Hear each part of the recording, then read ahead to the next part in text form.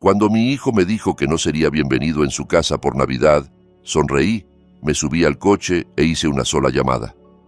Para Año Nuevo ya había cancelado sus pagos de hipoteca. Y eso fue solo el comienzo de mi plan. La justicia tenía que restaurarse y la arrogancia ser castigada. No te imaginas lo que hice después. Antes de seguir, te pido que te suscribas al canal y nos cuentes en los comentarios desde dónde nos estás escuchando. Ahora sí, te voy a contar cómo un padre cansado dejó de ser el cajero automático de su propio hijo. Llevaba 8 años viudo cuando todo explotó. 8 años desde que María cerró los ojos en aquella cama de hospital mientras yo le sostenía la mano, prometiéndole que cuidaría de Miguel, que nuestra familia seguiría unida sin importar nada. Cumplí esa promesa con una devoción que rayaba en lo enfermizo, sacrificando mi paz, mi dinero, mi dignidad, todo por mantener viva la ilusión de que éramos una familia funcional. ¡Qué idiota fui! Aquella tarde de diciembre había ido a casa de Miguel con la esperanza ingenua de planear la cena de Nochebuena. En el camino compré una botella del vino favorito de Isabela, un Rioja Reserva que me costó más de lo que debería haber gastado, pero quería causar buena impresión. Siempre quería causar buena impresión, como si mi amor necesitara venir envuelto en papel de regalo caro para ser aceptado. Este año podría hacer mi famoso pavo, dije, hundiéndome un poco más en el sofá de cuero de Miguel, ese sofá que yo había ayudado a pagar cuando Isabela decidió que el anterior ya no combinaba con las cortinas nuevas. Ese con relleno de salvia que tanto le gustaba a tu madre. ¿Te acuerdas de cómo siempre decía que era mejor que el de su abuela? Mis palabras se quedaron flotando en el aire caliente del salón, mezcladas con el olor dulzón de las velas de vainilla cara de Isabela. La casa olía a dinero gastado sin medida, a pretensiones que no podían sostener sin mi ayuda mensual. Miguel se movió a mi lado. Su alianza de boda brilló con la luz del árbol de Navidad de casi 4 metros, un monstruo de adornos importados que probablemente costó más que mi primer coche. Algo en su postura cambió. Los hombros se le encogieron como si se preparara para un golpe, y en ese momento supe que algo malo venía. Lo conocía desde antes de que aprendiera a caminar. Reconocía cada uno de sus gestos, cada señal de que estaba a punto de decepcionarme. «¿Papá? Por desgracia, este año no vas a ser bienvenido aquí por Navidad», dijo al fin, con la voz de alguien que recita un guión escrito por otra persona. Sentí las palabras como un puñetazo en el estómago, de esos que te dejan sin aire y te hacen dudar de lo que acabas de oír. Parpadeé varias veces, seguro de haber entendido mal, de que mi cerebro de 62 años me estaba jugando una mala pasada. ¿Cómo que no voy a ser bienvenido? ¿Qué quieres decir con eso?, pregunté, y odié el temblor que se coló en mi voz, la vulnerabilidad que dejaba al descubierto. Miguel evitó mirarme. Tenía los ojos clavados en la mesa de centro de mármol, la misma que le ayudé a escoger la primavera pasada, cuando Isabela decidió que sus muebles viejos ya no eran lo bastante sofisticados para recibir a sus amigas del club de lectura. Un club de lectura donde, según tenía entendido, nadie leía nada, pero todas competían por servir el champán más caro. «Es que mis suegros vienen», murmuró Miguel, cada vez más pequeño en su propia voz, como si las palabras le quemaran al salir. «Y ellos preferirían que tú no estuvieras». Se me helaron las manos. Ellos preferirían. No nosotros hemos decidido, ni creemos que sería mejor, sino ellos preferirían. Como si la opinión de 2 personas que veía 3 veces al año tuviera más peso que la del hombre que lo había criado solo durante los últimos 8 años, que había hipotecado su casa para que él tuviera un techo, que había renunciado a su propia jubilación para financiar sus sueños de clase alta. «Es más fácil así, papá», añadió, sin atreverse todavía a mirarme. «Ya sabes cómo es su familia con las tradiciones. Tienen su propia forma de hacer las cosas, sus costumbres, sus expectativas. No quiero que te sientas incómodo. La ironía me habría hecho reír si no me hubiera dolido tanto. No quería que yo me sintiera incómodo, como si el problema fuera mi comodidad y no su cobardía. Miré alrededor del salón con ojos nuevos, como si lo viera por primera vez. Las cortinas de seda que yo pagué cuando Isabela se quejó de la falta de privacidad y de que las anteriores parecían de motel de carretera. El piso de madera noble que salió de mi segunda hipoteca porque el laminado original hacía ruido al caminar y eso la ponía nerviosa. Las molduras del techo que reventaron mi tarjeta de crédito porque un decorador de interiores convenció a Isabela de que eran esenciales para el equilibrio visual del espacio. Cada rincón de esa casa llevaba mis huellas, mis sacrificios, mi amor por mi hijo convertido en facturas pagadas y transferencias automáticas. Y ahora me decían que no era bienvenido para sentarme a la mesa que yo mismo había ayudado a comprar. ¿Su propia forma? Repetí despacio, saboreando cada palabra como si fuera veneno. ¿Y cuál es esa forma exactamente, Miguel? ¿La forma en la que aceptan mi dinero pero no mi presencia? ¿La forma en la que viven en una casa que yo financié, pero fingen que se la ganaron solos? Miguel se estremeció como si lo hubiera abofeteado, pero no respondió. Nunca respondía cuando las preguntas eran incómodas. Era una habilidad que había perfeccionado desde la adolescencia, ese silencio cobarde que usaba como escudo contra cualquier confrontación. «Papá, por favor, no lo hagas más difícil», susurró al fin. «Ya es bastante complicado para mí. Para él. Era complicado para él. No para el padre que acababa de ser expulsado de la Navidad familiar, sino para el hijo que tenía que dar la noticia». A través del arco hacia la cocina vi la batidora profesional que Isabela necesitaba para su fase de repostería navideña. Una obsesión que duró exactamente 3 semanas antes de que descubriera que hacer galletas desde cero era demasiado laborioso. $2.000 míos plantados en esa encimera de granito, usados quizá 2 veces desde octubre, ahora convertidos en un adorno más de su cocina de revista. Junto a la batidora, el robot de cocina que pidió para su cumpleaños. Al lado, la cafetera italiana que necesitaba para impresionar a sus invitados. Mi dinero, transformado en electrodomésticos que acumulaban polvo mientras yo comía sándwiches de crema de cacahuate para llegar a fin de mes. ¿Y entonces dónde voy a pasar yo la Navidad?, pregunté más bajo de lo que pretendía, con una voz que sonaba a derrota incluso para mis propios oídos. La cara de Miguel se desmoronó, pero no de culpa genuina, sino del fastidio de alguien que esperaba que su problema se resolviera solo y descubre que va a tener que lidiar con las consecuencias de sus decisiones. Tal vez podrías, no sé, visitar a la tía Rosa, sugirió, como si acabara de tener una idea brillante. O hacemos algo el fin de semana siguiente, tú y yo, solos. Sin Isabela, sin sus padres. Algo tranquilo. El fin de semana siguiente, como si la Navidad fuera solo otra cita en el calendario que se podía mover por comodidad, como una reunión de trabajo o una cita con el dentista.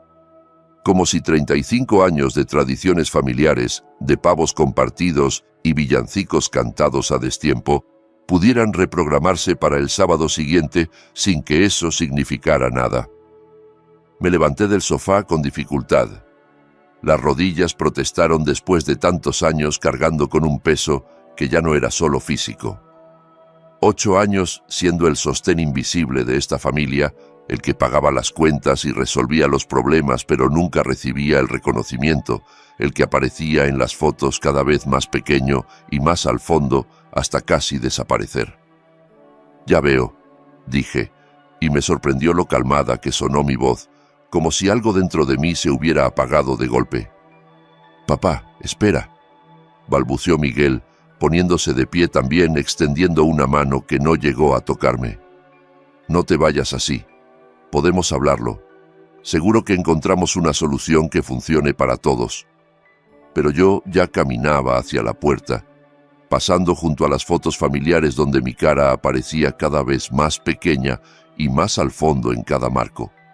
En la más reciente, de la Navidad pasada, apenas se me veía en una esquina casi recortado de la imagen.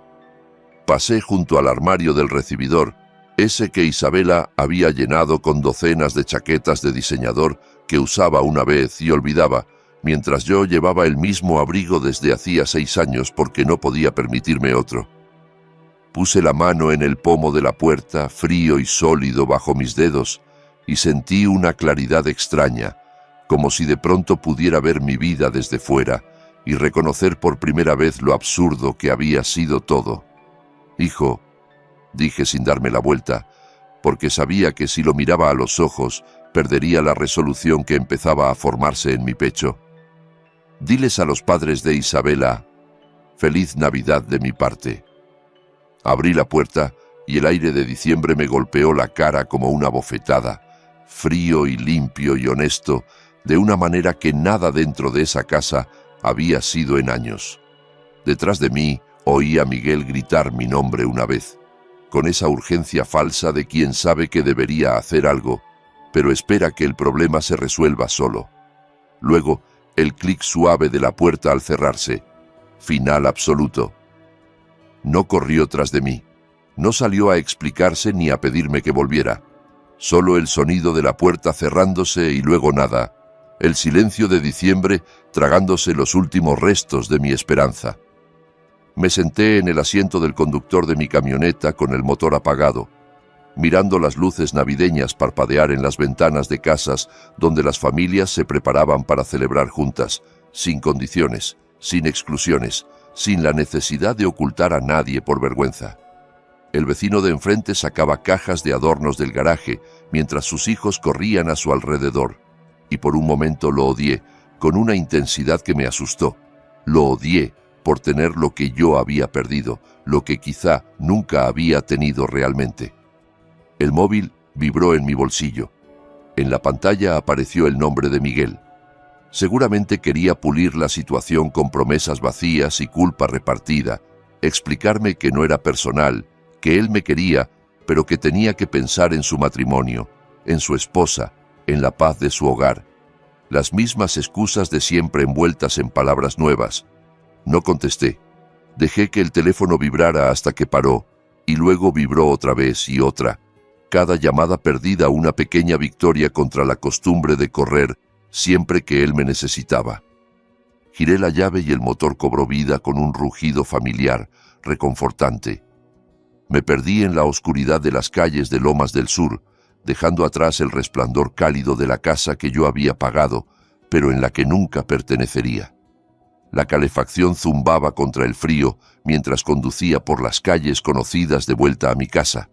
Esas calles que había recorrido miles de veces, llevando a Miguel al colegio, a sus entrenamientos de fútbol, a las casas de sus amigos. Cada esquina guardaba recuerdos del hombre que fui alguna vez, el que creía que la familia lo era todo y que daría su último dólar por ver a su hijo sonreír. Aquel hombre era un idiota. Aquel hombre había confundido el amor con la sumisión, la generosidad con el servilismo, y había pagado el precio durante 5 años mientras su hijo y su nuera lo desangraban financieramente sin siquiera molestarse en darle las gracias. Me detuve en el semáforo de la 29 con la avenida Reforma, donde el tráfico de diciembre se acumulaba con la urgencia de las compras de última hora. A través de la ventanilla observé a un padre joven cargar regalos de Navidad en la parte trasera de su camioneta, paquetes envueltos en papel brillante que seguramente contenían juguetes, ropa, ilusiones. Sus hijos pegaban la cara al cristal del coche, empañándolo de puro entusiasmo, y el padre le sonreía con esa mezcla de cansancio y felicidad que yo conocía bien, que había sentido tantas veces cuando Miguel era pequeño y la Navidad todavía significaba algo más que obligaciones y decepciones. Tiempo atrás, ese había sido yo. Tiempo atrás, cargaba regalos mientras Miguel contaba los días que faltaban para abrir los paquetes, y María preparaba ponche en la cocina cantando villancicos con su voz desafinada que a mí me parecía la más hermosa del mundo. Antes de Isabela, antes de convertirme en poco más que un cajero automático con emociones incómodas que había que tolerar para seguir accediendo al dinero. Los números empezaron a desfilar en mi cabeza como una tragaperras rota, cifras que había evitado sumar durante años porque sabía que el total me destruiría. $2.800 cada mes durante 5 años, 60 pagos automáticos que salían de mi cuenta el día 15 como un reloj, sin falta, sin retraso, sin una sola vez que Miguel llamara para dar las gracias o preguntar si podía permitírmelo. Mi calculadora mental se había rendido meses atrás, cuando por fin intenté sumar todo una noche de insomnio y el número me dejó mirando el techo hasta el amanecer. $168.000 solo en pagos de hipoteca. Sin contar el enganche, sin contar las remodelaciones, sin contar los préstamos que nunca se devolvieron, sin contar las emergencias que siempre surgían justo cuando empezaba a recuperarme del golpe anterior. Más dinero del que María y yo habíamos ahorrado para toda nuestra jubilación, para esos viajes que siempre postergábamos, para la casita en la playa que soñábamos comprar algún día. Todo desaparecido. Simplemente desaparecido en el agujero negro de las ambiciones de mi hijo y los caprichos de su esposa. Apreté el acelerador con más fuerza de la necesaria cuando el semáforo se puso en verde. La camioneta rugió como protesta, en perfecta sintonía con mi humor, y dejé que la velocidad me llevara lejos de aquella casa, de aquel barrio, de la versión de mí mismo que había aceptado ser tratado así durante tanto tiempo. Pasé frente a la sucursal bancaria de la Quinta Avenida, donde había refinanciado nuestra casa, la casa de María y mía, el lugar donde criamos a Miguel, donde ella murió sosteniendo mi mano, para cubrir el enganche de la suya. Recordé con nitidez la cara del ejecutivo de banco, un hombre joven con traje demasiado grande que me miraba por encima de sus gafas con una mezcla de profesionalismo y algo que entonces no supe identificar. Ahora lo reconocía. Era lástima. «Señor Flores, ¿está seguro de esto?», me había dicho, pasando las hojas del contrato con dedos nerviosos. «Está poniendo mucho en riesgo por la inversión de otra persona. Es una cantidad considerable para alguien de su edad. ¿La inversión de otra persona?», así lo había llamado. No el futuro de mi hijo, no la seguridad de mi familia, no el acto de amor de un padre por su único hijo, la inversión de otra persona. Tendría que haberlo escuchado, tendría que haber visto la señal de advertencia que me estaba dando un desconocido, pero estaba tan cegado por mi necesidad de ser necesario, de ser el héroe de mi hijo, que firmé sin dudarlo. Doblé por la calle Juárez, donde 3 años después tomé una segunda hipoteca cuando Miguel perdió el trabajo en aquella agencia de publicidad que pagaba bien pero exigía resultados. Lo despidieron por bajo rendimiento, aunque él lo contó como un recorte de personal, y yo fingí creerle porque era más fácil que enfrentar la verdad. «Es solo temporal, papá», me prometió aquella noche sentado en mi cocina con los ojos rojos y la dignidad hecha pedazos. «Solo hasta que vuelva a levantarme. Unas semanas, un par de meses como mucho». Isabela estaba detrás de él con un bolso de $700 colgando del hombro, asintiendo con cara compasiva mientras sus ojos calculaban mentalmente cuánto valía mi desesperación por ayudar, cuánto podían sacarme antes de que me diera cuenta. Ya lo sabía ahora con la claridad brutal de la retrospectiva. Para ellos yo no valía nada más que el número de mi cuenta bancaria. Entré a mi cochera, la del concreto agrietado que llevaba años necesitando reparación, pero que nunca podía permitirme arreglar porque cada peso extra se evaporaba en su fantasía suburbana perfecta. Las grietas se habían multiplicado con cada invierno, cada ciclo de frío y calor, expandiendo el daño mientras yo enviaba cheques para cubrir sus electrodomésticos de acero inoxidable. La luz del porche parpadeaba con ese zumbido eléctrico que indica una lámpara a punto de morir, otra reparación pendiente en una lista que nunca terminaba porque mi dinero siempre encontraba destinos más urgentes en otra casa, en otra vida. Dentro, la casa se sentía hueca de una manera que iba más allá de la ausencia de muebles nuevos. Era la ausencia de María, por supuesto, el vacío imposible de llenar que había dejado su muerte, pero también era algo más. La ausencia de propósito, de alegría, de cualquier razón para levantarme por las mañanas que no fuera pagar facturas ajenas y esperar llamadas de mi hijo que solo llegaban cuando necesitaba algo. El teléfono empezó a sonar mientras forcejeaba con las llaves en la cerradura oxidada, el tono agudo rebotando en las paredes del porche vacío. Esta vez no era Miguel. En la pantalla apareció el nombre de Isabela, cada letra un pequeño insulto, y sentí una mezcla de rabia y curiosidad que me hizo dudar un segundo antes de contestar. Probablemente quería explicarme por qué yo no era lo bastante bueno para las delicadas sensibilidades de sus padres, suavizar el golpe con excusas elegantes y esa voz de miel falsa que usaba cuando quería algo. Encajaba a la perfección. Llevaba 5 años esperando que alguien me dijera directamente lo que todos pensaban. Contesté al cuarto tono, dejándola dudar un instante de si atendería, un pequeño placer mezquino que me supo mejor de lo que debería.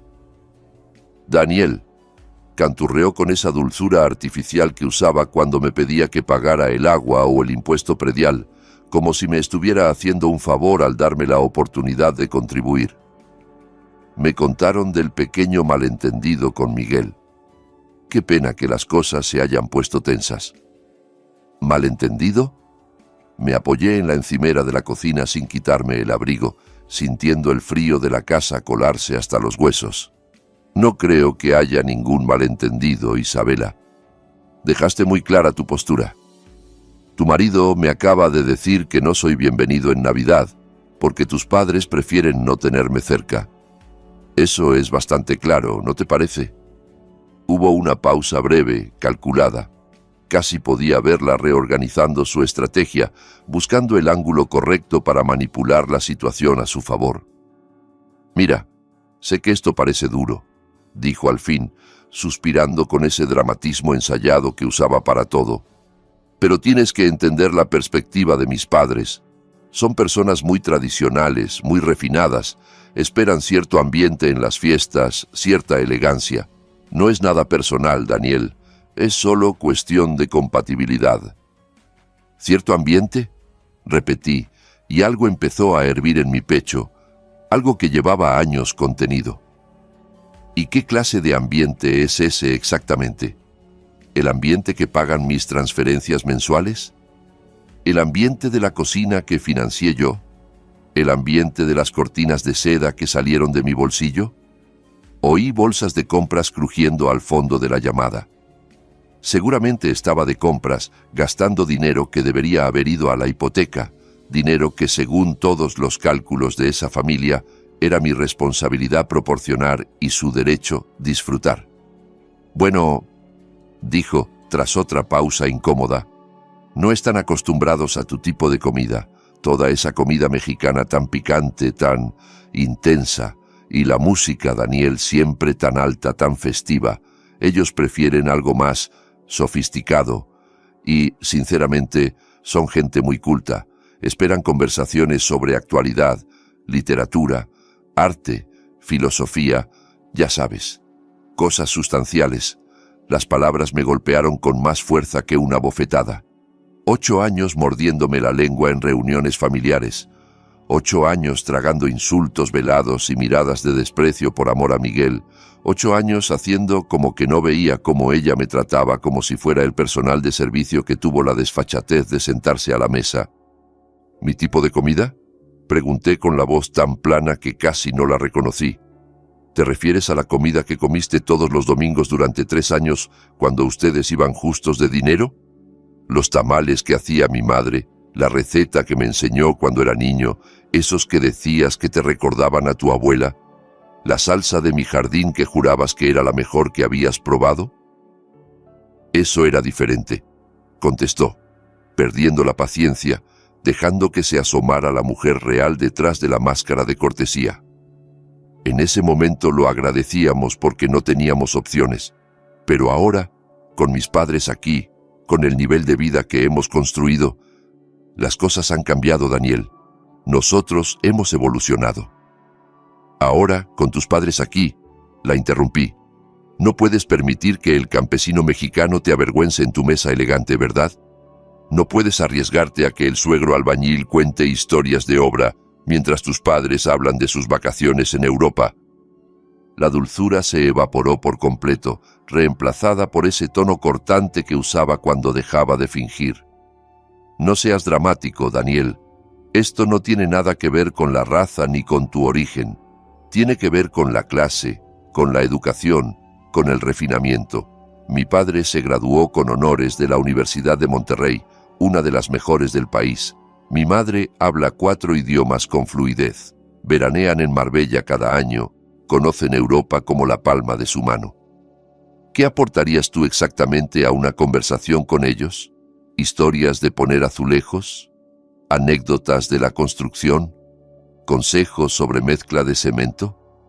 Sentí un calor subir por el pecho, una rabia antigua que llevaba años enterrada bajo capas de resignación y amor mal entendido. Pero mantuve la voz estable, porque sabía que perder el control era exactamente lo que ella esperaba, la excusa perfecta para pintarme como el salvaje irracional que confirmaba todos sus prejuicios. Levanté un negocio desde cero después de que muriera el abuelo de tu marido, dije con una calma que me costó sangre mantener. Empecé poniendo azulejos con mis propias manos y terminé empleando a más de 50 personas, dándoles trabajo digno y salarios justos. He pagado más en impuestos de lo que tu padre ganó en su mejor año en ese banco, donde pasó 40 años detrás de un escritorio sin arriesgar nada. He construido hospitales, escuelas, casas donde viven familias reales. ¿Qué ha construido tu padre además de una jubilación cómoda a costa del dinero de otros? El dinero no lo es todo, Daniel, respondió con esa frialdad de quirófano que usaba cuando quería herirme de verdad. La cuna importa, la educación importa, los modales, la cultura, el saber estar. Y francamente, María entendía mejor cuál era su lugar que tú. Ella sabía comportarse, sabía cuándo hablar y cuándo quedarse callada. Nunca hacía sentir incómoda a nadie. El nombre de mi esposa en su boca fue como un cuchillo entrando despacio entre las costillas. El silencio al otro lado de la línea se volvió sólido, denso, casi tangible. Isabela había cruzado un límite que ni siquiera sabía que existía hasta que la oí pisotearlo con sus tacones de diseñador, sin remordimiento, sin darse cuenta de que acababa de encender un fuego que no podría apagar. ¿Qué acabas de decir de mi esposa?, pregunté, y la voz que salió de mi garganta no era la mía, era algo más antiguo, más peligroso, la voz de un hombre que por fin había encontrado el límite de su paciencia. Solo digo que ella sabía cómo mezclarse mejor, replicó, imperturbable, como si estuviéramos discutiendo el color de las servilletas. No hacía olas. Entendía que hay espacios que no son para una, conversaciones en las que no tiene sentido participar. Tenía humildad, Daniel. Sabía cuál era su lugar en el mundo. Cerré la mano alrededor del teléfono hasta ponerme blanco de los nudillos, sintiendo el plástico crujir bajo la presión. María tenía más clase en un dedo que toda tu familia junta en la sangre. Dije, cada palabra un ladrillo en un muro que estaba construyendo entre nosotros.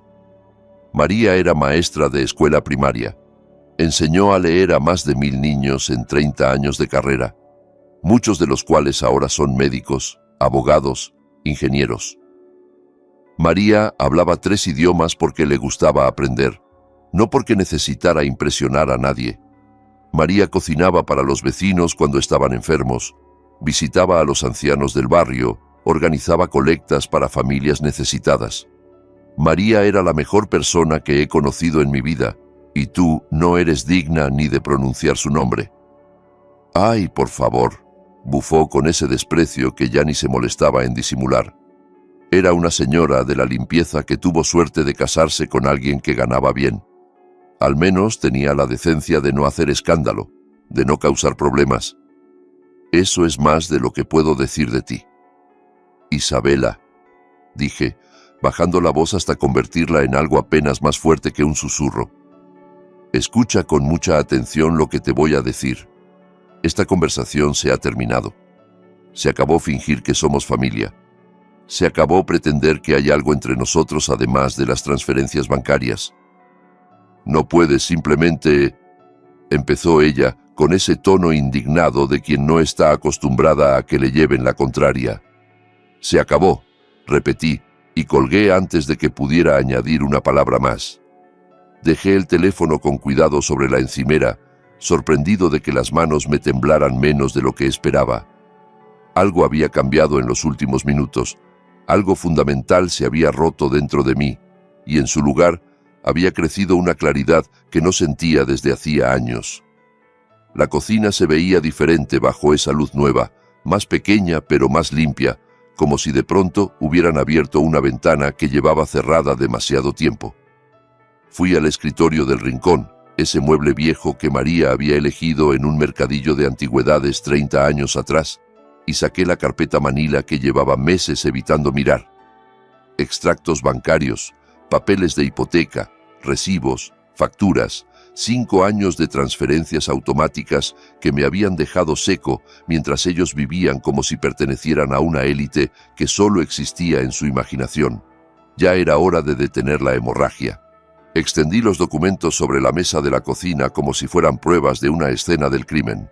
5 años de estados de cuenta, cada uno con la misma línea repetida como un mantra de mi estupidez. Transferencia automática. $2.800, cuenta del Banco del Norte terminada en 7423, el día 15 de cada mes sin falta, sin retraso, sin una sola vez que considerara detenerlo. Cogí la calculadora y empecé a sumar, aunque ya conocía los números de memoria, aunque cada cifra estaba grabada en mi cerebro como una cicatriz. El primer año, $33.600 que podían haber ido a reparar mi casa, a cambiar el coche que ya empezaba a fallar, a tomarme unas vacaciones por primera vez desde que murió María. El segundo año, otros $33.600 mientras yo cancelaba la suscripción al periódico porque no podía justificar el gasto. Para el tercer año, había dejado de comprarme ropa nueva y usaba los mismos pantalones hasta que los parches ya no aguantaban más parches. En el cuarto año, empecé a hacer la compra en supermercados de descuento, comprando marcas genéricas y productos a punto de caducar, porque cada peso ahorrado era un peso que podía enviar a la casa de cristal y cartón de mi hijo. Este quinto año había sido el peor. Llevaba meses comiendo sándwiches de crema de cacahuate para desayunar, almorzar y cenar algunos días, porque la comida real se había convertido en un lujo que no podía permitirme. Había vendido las herramientas buenas que usaba para trabajos pequeños de carpintería, la cámara de fotos que María me regaló en nuestro 20º aniversario, los libros de primera edición que coleccionaba desde la universidad. Todo sacrificado en el altar de mantener a flote una familia que me consideraba un estorbo vergonzoso. $168.000 en pagos de hipoteca, sin contar el enganche de $47.000 que salió de refinanciar mi propia casa, sin contar los $18.000 de la cocina nueva, sin contar los $12.000 del coche de Isabela cuando el suyo ya no proyectaba la imagen correcta, sin contar las docenas de emergencias que siempre surgían en el peor momento, el veterinario del perro que nunca tuvieron, las reparaciones del techo que nunca se hicieron, los gastos médicos de enfermedades que sospecho nunca existieron. Me recosté en la silla hasta que las cifras se me emborronaron, hasta que dejaron de ser números y se convirtieron en años perdidos, oportunidades desperdiciadas, una jubilación que nunca llegaría, el dinero del seguro de vida de María, mis ahorros de toda la carrera, el fondo universitario que habíamos empezado para unos nietos que ahora, por lo visto, nunca me dejarían conocer. Todo eso vertido en una casa donde yo no era bienvenido ni para cenar una noche al año, donde mi presencia era considerada una molestia que había que tolerar en el mejor de los casos y un problema que había que eliminar en el peor. Alargué la mano hacia el teléfono y busqué el número del banco, moviéndome con la precisión de alguien que por fin sabe exactamente lo que tiene que hacer. El sistema automático me recibió con esa voz neutra y profesional que ofrece opciones en inglés y en español, como si el idioma que eligiera fuera a cambiar algo. Marqué la opción de atención al cliente y esperé, escuchando una versión instrumental de villancicos navideños mientras contaba los segundos. Servicio al cliente, le atiende Jennifer. ¿En qué puedo ayudarle esta noche? La voz era joven, profesional, probablemente una chica trabajando el turno de noche para pagarse la universidad. Necesito cancelar una transferencia automática, dije, y mi voz sonó más firme de lo que me sentía por dentro, como si otra persona estuviera hablando a través de mí. Claro, señor, necesitaré su número de cuenta y algunos datos de verificación para proceder. Recité los números de memoria mientras escuchaba el tecleo rápido de sus dedos sobre el teclado. Profesional, eficiente, sin una pizca de juicio sobre por qué un hombre de 62 años estaba cancelando lo que probablemente parecía ser el pago de la hipoteca de un hijo. No podía saber que estaba presenciando el final de 5 años de explotación sistemática, y tampoco era su trabajo saberlo. Ya veo la transferencia a la que se refiere, señor Flores, dijo al cabo de unos segundos. $2.800 mensuales al Banco del Norte, cuenta terminada en 7423. Tenemos registros desde hace 5 años. ¿Es correcta esta información? Correcta, confirmé. ¿Y quiere cancelarla con efecto inmediato? Hubo una pausa casi imperceptible, probablemente de sorpresa. El próximo pago está programado para el 15 de este mes. Miré alrededor de mi cocina. Los electrodomésticos viejos que no podía cambiar porque cada peso se iba a otra parte. Las paredes que llevaban una década sin pintura. Las ventanas por donde se colaba el frío de diciembre porque el dinero de las reparaciones siempre encontraba destinos más urgentes en el castillo de otra persona. Pensé en María, en lo que diría si pudiera verme ahora, en si estaría orgullosa de mi generosidad o avergonzada de mi debilidad. Pensé en Miguel de niño, corriendo por este mismo piso, pidiendo que lo cargara porque tenía miedo de la oscuridad. Pensé en el hombre en que se había convertido, el que me había mirado a los ojos esa tarde y me había dicho que no era bienvenido en su casa por Navidad. Con efecto inmediato, confirmé. Cancélela ahora mismo. Listo, señor Flores. La transferencia automática ha quedado cancelada. No se realizará el pago del 15 de diciembre, ni ninguno posterior. ¿Desea que le envíe una confirmación por correo electrónico? Sí, por favor. Perfecto. ¿Hay algo más en lo que pueda ayudarle esta noche? No, respondí, y me sorprendió lo bien que se sintió esa simple palabra de 2 letras, lo liberadora que era la negación después de años de decir que sí a todo. No, eso es todo. Muchas gracias, Jennifer. Colgué y me quedé sentado en el silencio repentino de mi cocina, escuchando los ruidos de la casa, el zumbido del refrigerador viejo, el goteo del grifo que necesitaba una arandela nueva, los crujidos de una estructura que había envejecido conmigo. Fuera, la oscuridad de diciembre había caído por completo sobre Monterrey. A través de la ventana veía las luces navideñas de los vecinos parpadeando en patrones festivos, familias preparándose para celebraciones en las que nadie sería excluido por no ser lo bastante refinado. Por primera vez en 5 años, el presupuesto del mes siguiente iba a cuadrar. Por primera vez desde que murió María, podría arreglar la luz del porche sin sentir que estaba robándole algo a mi hijo. Podría comprar comida decente, café del bueno, quizá incluso plantearme unas vacaciones cortas a algún lugar donde nadie me conociera y nadie esperara nada de mí. Recogí los estados de cuenta, los papeles de la hipoteca, todas las pruebas de mi martirio voluntario, y los llevé a la chimenea. No había encendido fuego allí desde la última Navidad que María estuvo viva, cuando nos sentamos juntos a ver las llamas mientras planeábamos un futuro que nunca llegaría. Encendí un fósforo y lo acerqué al papel, viendo cómo la llama prendía primero en una esquina y luego se extendía, hambrienta, consumiendo cifras y fechas y toda la evidencia de mi estupidez. 5 años de sacrificio inútil se convirtieron en cenizas mientras yo miraba, hipnotizado por el fuego, sintiendo el calor en la cara por primera vez en mucho tiempo. El móvil vibró sobre la encimera con un mensaje de texto nuevo, seguramente Miguel tratando de arreglar las cosas o Isabela pidiendo dinero para algo esencial, como cojines decorativos nuevos para el sofá que yo había financiado. No miré. En lugar de eso, fui al armario donde guardaba las botellas especiales y saqué el whisky bueno, el que llevaba años reservando para una ocasión especial que nunca parecía llegar. Había pensado abrirlo cuando Miguel me diera un nieto, cuando anunciaran algún logro que justificara todo lo que había sacrificado por ellos. Pero esa noche era ocasión suficiente. Esa noche era el comienzo de algo nuevo. Serví 2 dedos generosos en un vaso de cristal que había sido de mi padre, el único objeto de valor que conservaba de mi infancia, y lo levanté hacia la foto de María sobre la repisa. «Por ti», dije en voz alta, a la mujer que ya no podía oírme, «y por el hombre que voy a volver a ser». El whisky bajó suave y caliente, con notas de roble y caramelo que no había probado en años. Fuera, las campanas de alguna iglesia cercana empezaron a sonar, llamando a la misa de medianoche que María nunca se perdía. Me senté en mi sillón favorito, el que ella eligió para mí hace tantos años diciendo que era perfecto para leer y pensar, y dejé que el silencio me envolviera.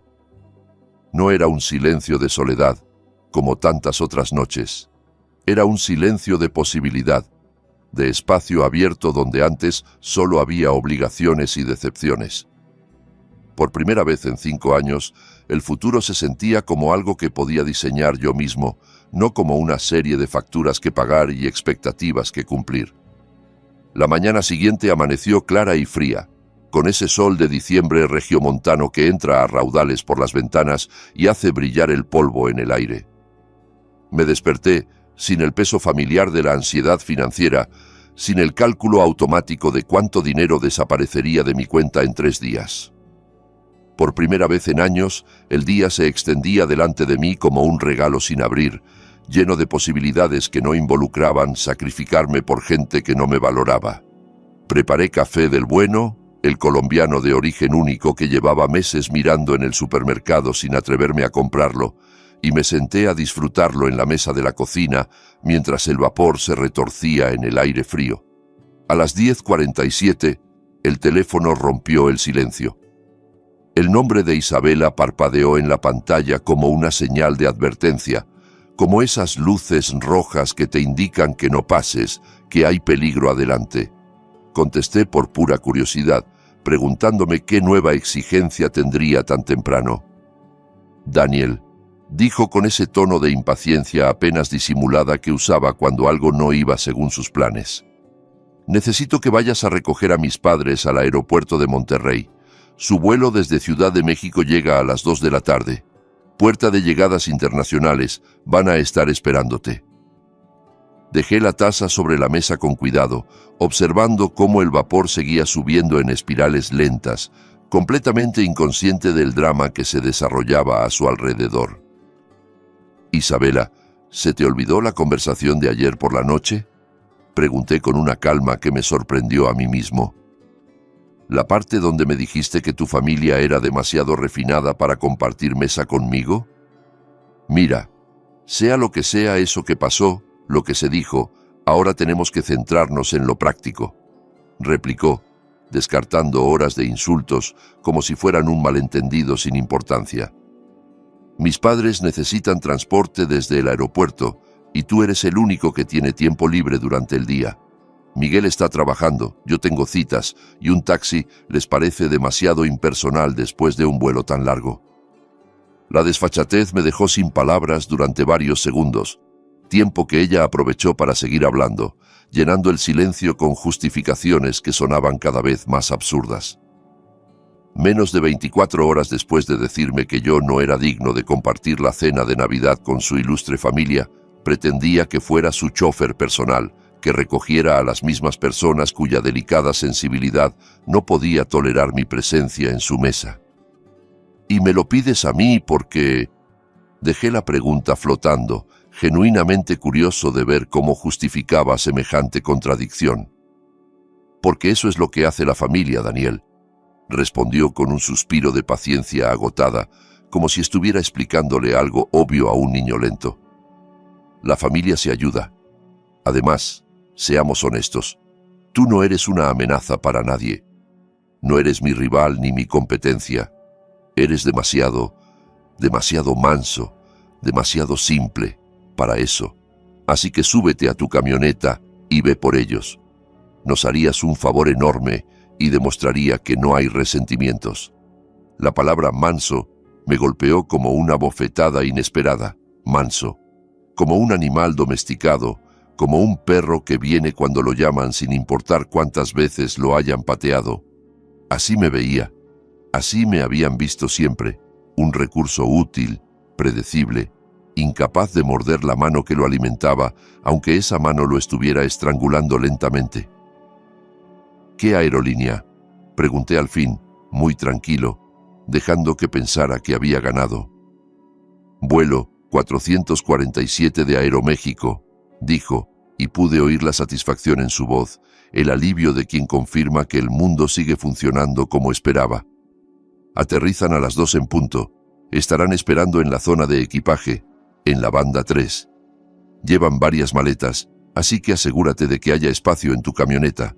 Y, Daniel, añadió como si fuera un detalle menor, esperan que vaya alguien que sepa manejar bien el equipaje. No nos hagas quedar mal.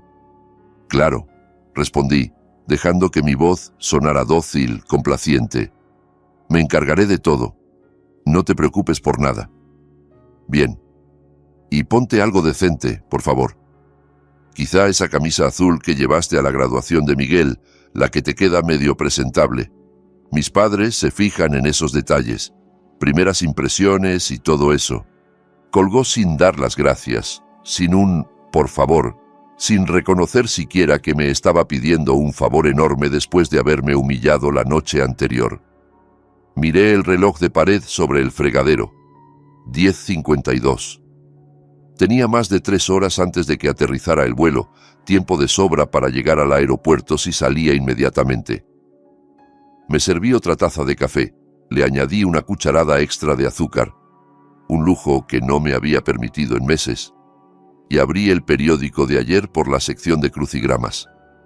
Había uno a medio terminar que había dejado la noche anterior, demasiado cansado para concentrarme. Gratificación aplazada, 12 letras. Sonreí mientras el café me calentaba las manos y el sol de diciembre entraba por la ventana. La respuesta se me ocurriría en algún momento. Tenía todo el tiempo del mundo. A las 2:15 de la tarde estaba cómodamente instalado en mi sillón favorito, con una taza de té Earl Grey recién hecho humeando sobre la mesa baja y la edición dominical del Diario de Monterrey desplegada sobre mis rodillas. El crucigrama de ayer yacía completado junto a la taza, con todas las casillas llenas de mi letra pequeña y ordenada. La respuesta a gratificación aplazada había resultado ser postergación, una palabra que de pronto me parecía tremendamente apropiada para describir mi situación. Llevaba 5 años postergando mi propia vida, mis propias necesidades, mis propios deseos, todo en nombre de una familia que me consideraba prescindible. Ya no más. El sol de diciembre entraba oblicuo por las ventanas del salón, calentando el espacio donde había pasado tantas noches solo, contando las horas hasta la próxima transferencia, calculando cuánto tendría que recortar de mi presupuesto para cubrir alguna nueva emergencia inventada. Aquella tarde el silencio se sentía diferente. Era un silencio ganado, elegido, lleno de una paz que llevaba años sin experimentar. El teléfono vibró sobre la madera de la mesa baja. La pantalla mostraba el nombre de Isabela. Dejé que sonara una vez, 2 veces, 3, 4, hasta que saltó el buzón de voz. Volví a mi periódico, pasando las páginas con la calma de alguien que tiene toda la tarde por delante y ninguna obligación urgente que atender. A las 2:47 llegó un mensaje de texto que no abrí, pero cuyo avance pude ver. Papá, ¿dónde estás? Mis padres ya aterrizaron y están esperando. Puse el móvil boca abajo y seguí con la sección de deportes. Los Rayados habían vuelto a perder contra Tigres en el Clásico Regio, lo cual no sorprendía a nadie que siguiera el fútbol local. Algunas cosas no cambiaban nunca, como la rivalidad entre equipos o la tendencia de ciertas personas a esperar que otros resolvieran sus problemas. A las 3 de la tarde fui a la cocina a preparar más té, tomándome mi tiempo para calentar el agua hasta el punto exacto, para dejar reposar las hojas el tiempo necesario, para disfrutar cada paso de un ritual que llevaba años haciendo con prisa. El teléfono había vibrado 4 veces más mientras preparaba el té. A las 3:30 ya llevaba 6 llamadas perdidas y varios mensajes que no había leído. Me senté en la cocina a reorganizar el cajón desastre, ese que todos tenemos y todos evitamos, lleno de pilas gastadas, menús de restaurantes que ya no existen, llaves de cerraduras olvidadas y recibos de compras que hicimos hace años. Era una tarea que llevaba meses postergando, otra vez esa palabra, porque siempre había algo más urgente, alguna crisis ajena que atender, algún cheque que escribir para problemas que no eran míos. La 7ª llamada llegó a las 3:45, esta vez desde un número desconocido con prefijo de Ciudad de México. Seguramente los padres de Isabela, usando el teléfono de alguien en el aeropuerto para intentar localizar a su chofer desaparecido. Dejé sonar también esa llamada, imaginando sus caras de incredulidad al descubrir que el hombre manso no había aparecido, que la bestia de carga se había negado a cargar esta vez. Afuera, un vecino estaba colgando luces navideñas en su porche mientras sus niños corrían por el jardín con esa energía inagotable que solo diciembre parece darles. Los observé un rato desde la ventana de la cocina, recordando cuando Miguel tenía esa edad, cuando las navidades eran sinónimo de emoción y no de exclusión. Familias normales haciendo cosas normales, decorando sus casas, preparando galletas, planeando reuniones donde todo el mundo era bienvenido, nadie varado en ningún aeropuerto esperando a alguien que no llegaría nunca. A las 4:15, el teléfono empezó a sonar casi sin parar, como si todas las líneas de comunicación de la familia Jiménez se hubieran coordinado para atacar simultáneamente. Primero Isabela, luego Miguel, luego el número desconocido, luego Isabela otra vez. El zumbido constante se volvió un insecto furioso, atrapado contra el cristal de mi paciencia. Desenchufé el teléfono fijo de la pared con un gesto decidido y apagué el móvil, disfrutando del clic final que trajo el silencio. Me preparé un sándwich de queso a la plancha, como los que hacía María los domingos por la noche, con pan de masa madre y queso manchego que se fundía hasta formar hilos dorados y crujientes en los bordes. Calenté una lata de sopa de tomate en la olla pequeña, esa comida de consuelo que no me había permitido en meses porque cada peso del supermercado estaba calculado para maximizar la cantidad y minimizar el placer. El queso se doró perfectamente. La sopa humeaba en mi taza favorita, la que dice mejor papá del mundo, que Miguel me regaló cuando tenía 10 años y todavía me admiraba. Y el silencio de la casa se sentía como un abrazo en lugar de un vacío. Comí despacio, saboreando cada bocado, viendo cómo el sol de invierno empezaba a caer y las sombras se alargaban sobre el patio trasero. En algún lugar del otro lado de la ciudad, 3 personas estarían en el estacionamiento del aeropuerto discutiendo sobre el costo de un taxi y preguntándose cómo se atrevía su chofer personal, su hombre manso, su cajero automático con piernas, a plantarlos de esa manera. El pensamiento le dio mejor sabor a la sopa de lo que la receta merecía. A las 5 de la tarde había terminado de cenar, cargado el lavavajillas, limpiado la cocina y estaba decidiendo qué película ver. Hacía años que no disponía de una tarde entera para mí mismo, sin preocuparme por llamadas de emergencia pidiendo dinero o favores de última hora. Estaba considerando una película clásica que María y yo solíamos ver juntos. Casablanca, quizá, o Lo que el viento se llevó, cuando el estruendo empezó en la puerta principal. No tocaban, aporreaban, con esa violencia que hace vibrar el marco de madera y suena a furia contenida a punto de explotar. Los golpes eran rítmicos, insistentes, como si quisieran derribar la puerta a pura fuerza de voluntad. Dejé el control remoto sobre el sofá, y caminé despacio hacia el recibidor, sabiendo perfectamente a quién encontraría al otro lado. Los golpes se hicieron más fuertes con cada paso que daba, cada vez más rabiosos, como si mi demora fuera una ofensa adicional que añadir a la lista. Por la mirilla de la puerta vi 3 siluetas apretadas en mi pequeño porche, los rostros distorsionados por el cristal pero perfectamente reconocibles. Carlos Jiménez con la cara roja de furia, Cecilia detrás con expresión de indignación ofendida, e Isabela cerrando la formación con los brazos cruzados y el ceño fruncido. Parecían un ejército a punto de asaltar una fortaleza enemiga, convencidos de su superioridad moral y su derecho a exigir explicaciones. Abrí la puerta con calma y me encontré la cara roja de Carlos a centímetros de la mía, tan cerca que podía oler su colonia cara, mezclada con el sudor del enfado. «¿Qué demonios te pasa?», gritó, empujando la puerta y entrando a mi salón sin esperar invitación, como si mi casa fuera una extensión de su territorio. «¿Tienes idea de lo que nos hiciste? Nos quedamos esperando en ese maldito aeropuerto más de 3 horas. 3 horas, Daniel, como indigentes». Cecilia lo siguió de cerca, con el peinado perfecto completamente arruinado y los labios apretados en una línea de disgusto que le envejecía 10 años. «Esto es completamente inaceptable», declaró con ese tono de maestra de escuela cara regañando a un niño problemático. «Absolutamente bárbaro. Viniendo de alguien de tu edad, de tu supuesta experiencia, es simplemente vergonzoso». Isabela cerró la marcha, el abrigo de marca arrugado como si hubiera pasado horas, retorciéndolo de pura frustración, el maquillaje corrido de lágrimas de rabia que se había limpiado a medias.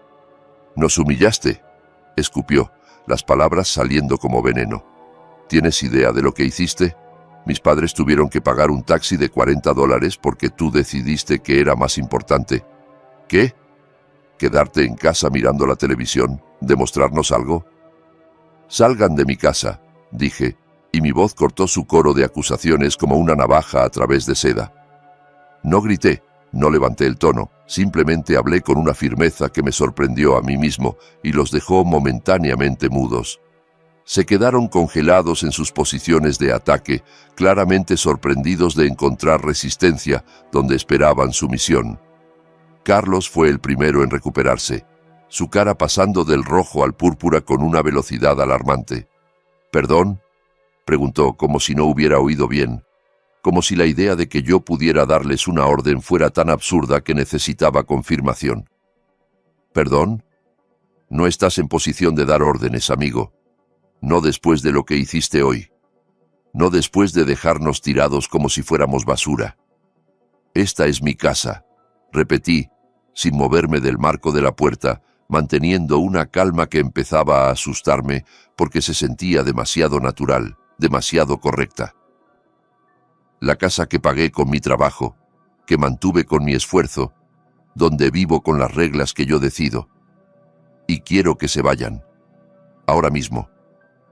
Cecilia dio un paso hacia mí, con esa condescendencia refinada que había perfeccionado después de décadas mirando por encima del hombro a gente como yo, a gente que trabajaba con las manos, que sudaba para ganarse la vida, que no tenía títulos universitarios colgados en las paredes.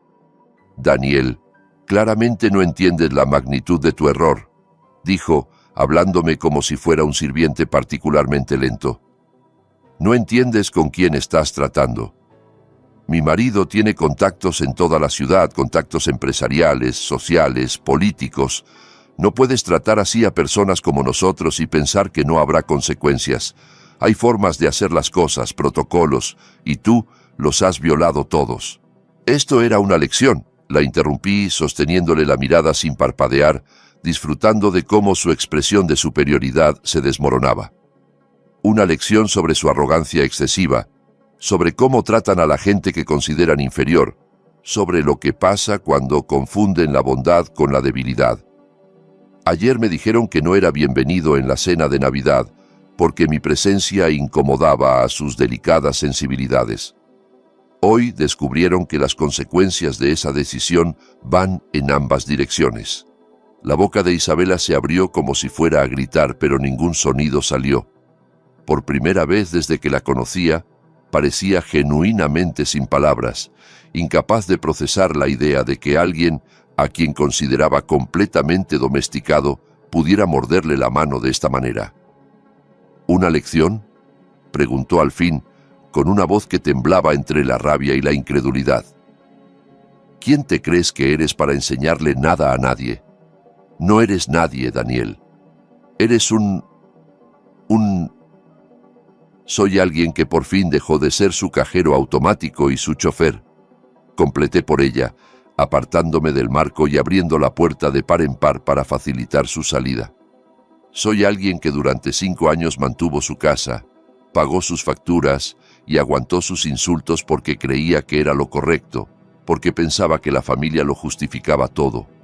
Pero ustedes me enseñaron ayer que no somos familia, que nunca lo fuimos realmente. Así que la lección ha terminado. Pueden irse. Carlos me señaló con el dedo, temblando de furia contenida, pero no se atrevió a tocarme. Algo en mi expresión, algo en la manera en que lo miraba sin miedo ni vergüenza, lo mantuvo a distancia segura. «No tienes idea de con quién te estás metiendo, viejo», dijo, escupiendo las palabras como amenazas. «Llevo en esta ciudad más tiempo del que tú llevas respirando. Conozco gente importante, gente que puede hacerte la vida muy, muy difícil. Con una llamada puedo cerrar todas las puertas que se te ocurra abrir». «¿Eso es una amenaza, señor Jiménez?», pregunté, casi divertido por el cliché de película barata en que se estaba convirtiendo la escena. «Es una promesa», gruñó, acercándose un paso. «¿Crees que abandonar a una pareja mayor en un aeropuerto, tratarnos como si fuéramos mendigos esperando limosna, es algo que puedes hacer sin consecuencias? Vas a aprender lo equivocado que estás. Voy a asegurarme personalmente de que lo aprendas». Cecilia asintió detrás de él, recuperando algo de su compostura aristocrática, ahora que su marido había tomado el control de la situación, ahora que podía refugiarse en su sombra en lugar de enfrentarme directamente. «En efecto», añadió con una sonrisa fría que no llegaba a sus ojos. «Las acciones tienen consecuencias, Daniel, y las tuyas van a ser muy públicas. Todo Monterrey va a saber qué clase de persona eres realmente». «Papá, vámonos», intervino Isabela, tirando del brazo de su padre con urgencia. «Este viejo patético no merece más de nuestro tiempo. Ya encontraremos la manera de hacerle pagar por esto. Salieron de mi casa como un ejército derrotado que pretende no serlo, con la espalda rígida y los movimientos bruscos de quienes no están acostumbrados a perder». Pero Carlos se volvió una última vez en el umbral, su silueta recortada contra las luces navideñas del porche del vecino. «Te vas a arrepentir de esto», dijo, y había algo en su voz que ya no era rabia, sino algo más frío, más calculado. «Te lo garantizo». Cerré la puerta tras ellos y eché el cerrojo con un clic que resonó en el silencio de la casa como un punto final. Desde la ventana del salón los vi subir al coche de renta, todavía discutiendo mientras Carlos gesticulaba y Cecilia hablaba por teléfono con alguien, probablemente ya movilizando sus contactos. Se perdieron en la oscuridad de diciembre y la calle volvió a quedar tranquila, solo las luces navideñas parpadeando en casas donde la gente celebraba sin dramas ni amenazas. La casa se sintió más limpia sin ellos, como si su presencia hubiera dejado una mancha invisible que empezaba por fin a desaparecer, como si el aire mismo fuera más fácil de respirar ahora que se habían ido. Pero sus palabras se quedaron flotando en el silencio. Consecuencias públicas, gente importante, contactos. Carlos Jiménez no era un hombre que amenazara en vacío. Había construido toda su carrera bancaria sobre la base de hacer que las cosas sucedieran, de mover los hilos correctos en el momento preciso. Si decía que iba a hacerme pagar, probablemente ya tenía un plan formándose en su cabeza, probablemente ya sabía exactamente qué palancas mover para causarme el máximo daño posible. Volví al salón, recogí mi taza de té ya frío y la sostuve entre las manos mientras pensaba. Por primera vez desde que empezó todo este enfrentamiento, Sentí algo parecido a la preocupación, una sombra de duda sobre si había calculado bien mis movimientos, sobre si estaba preparado para lo que vendría. Pero la preocupación estaba ahogada por algo mucho más fuerte, algo que burbujeaba en mi pecho como champán en Nochevieja: anticipación. Si querían guerra iban a tenerla, y yo llevaba 5 años acumulando munición. Los días siguientes pasaron en una calma extraña, esa quietud que precede a las tormentas. Retomé rutinas que había abandonado: caminatas matutinas por el parque, café en la terraza del Sanborns, donde solía ir con María, visitas a la tía Rosa que llevaba meses posponiendo, porque siempre había alguna emergencia de Miguel que atender.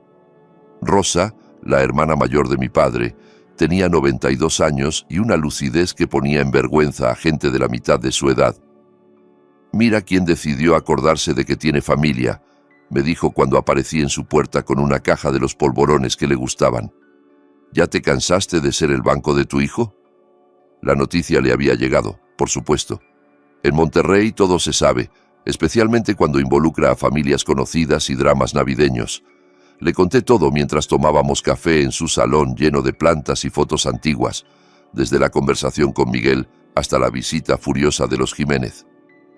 «Bien hecho», dijo cuando terminé, asintiendo con aprobación.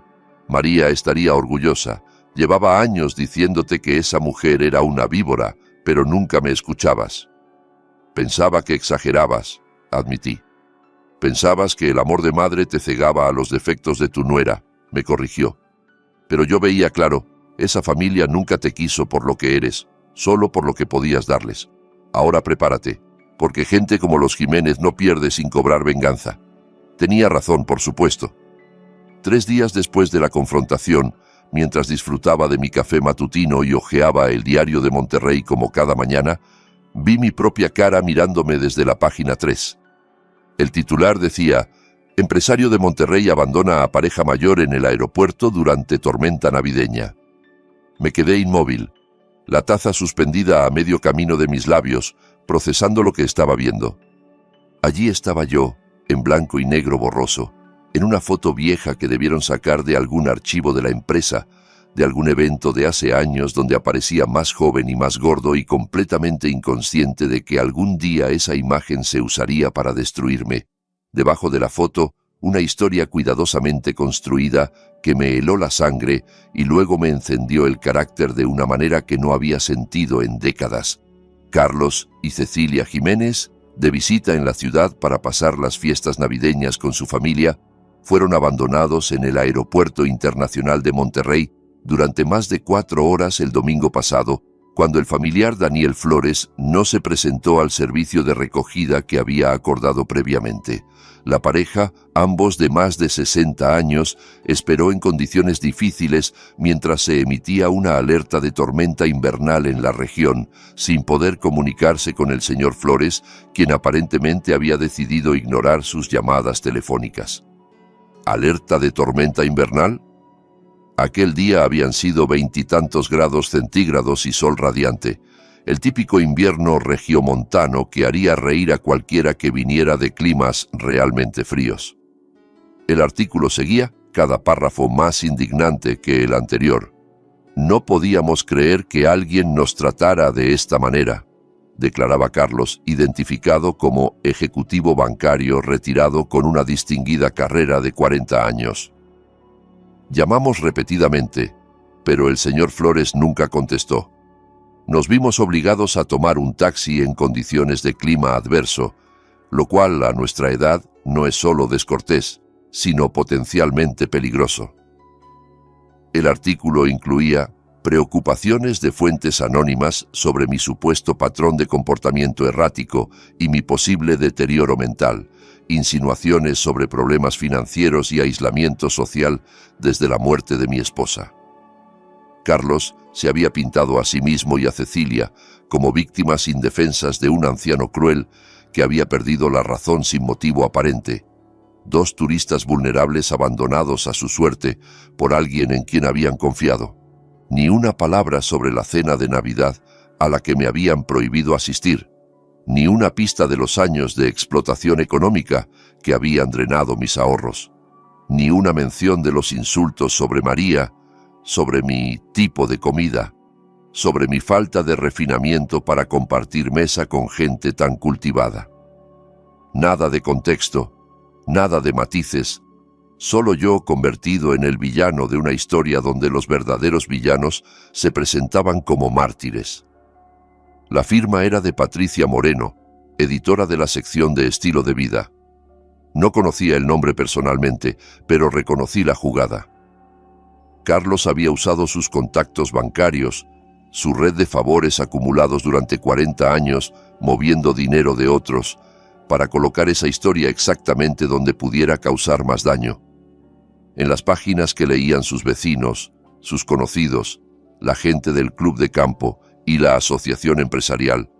Un ataque quirúrgico a mi reputación, diseñado para aislarme socialmente antes de que pudiera contar mi versión de los hechos. Dejé la taza sobre la mesa y releí el artículo completo 3 veces, memorizando cada mentira, cada omisión, cada manipulación cuidadosamente calibrada. Por primera vez desde que empezó todo esto, sentí un respeto frío por mis oponentes, un reconocimiento de que no eran simplemente niños ricos haciendo berrinches, eran estratégicos, calculadores, despiadados. Entendían perfectamente que en una ciudad como Monterrey la reputación lo era todo, que un solo artículo bien colocado podía destruir décadas de trabajo honesto, de relaciones construidas ladrillo a ladrillo. Habían declarado guerra total, y la habían declarado primero, aprovechando que yo no tenía sus conexiones mediáticas ni su práctica en el arte de la manipulación pública. Pero habían cometido un error crucial. Habían subestimado al enemigo. Habían asumido que el hombre que aguantó 5 años de abusos en silencio seguiría callado mientras lo destruían, que el viejo patético no tenía recursos ni inteligencia para contraatacar. Abrí mi portátil y la mesa de la cocina se transformó en centro de operaciones.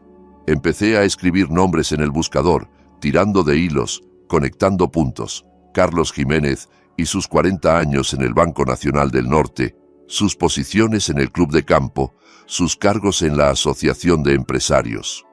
Cecilia Jiménez y su Instagram cuidadosamente curado, lleno de fotos de vacaciones en Marbella, comidas en restaurantes con estrellas, vestidos de diseñador en eventos benéficos. Isabela y su Facebook plagado de publicaciones sobre su hermoso hogar y su cocina soñada, etiquetando restaurantes caros en las mismas semanas en que yo cubría sus servicios básicos. El perfil de LinkedIn de Miguel me dio la pieza final. Entre sus conexiones recientes aparecía Patricia Moreno, la misma periodista que había firmado el artículo. La conexión se había establecido 3 días antes de la publicación, justo el tiempo necesario para coordinar una historia, verificar detalles, darle el barniz de legitimidad que necesitaba para pasar el filtro editorial. Me recliné en la silla y observé toda la información desplegada en la pantalla como un general estudiando el mapa del campo de batalla. Habían cometido 3 errores graves que iban a costarles caro. Primero, me habían subestimado por completo, asumiendo que su víctima de siempre seguiría siendo víctima para siempre.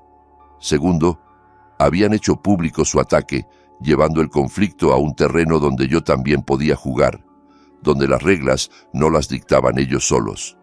Y tercero, el error más grave de todos, habían documentado obsesivamente su vida de privilegios en redes sociales, creando sin saberlo un catálogo perfecto de su hipocresía, un registro público de cada euro gastado en lujos mientras yo comía sándwiches de crema de cacahuate.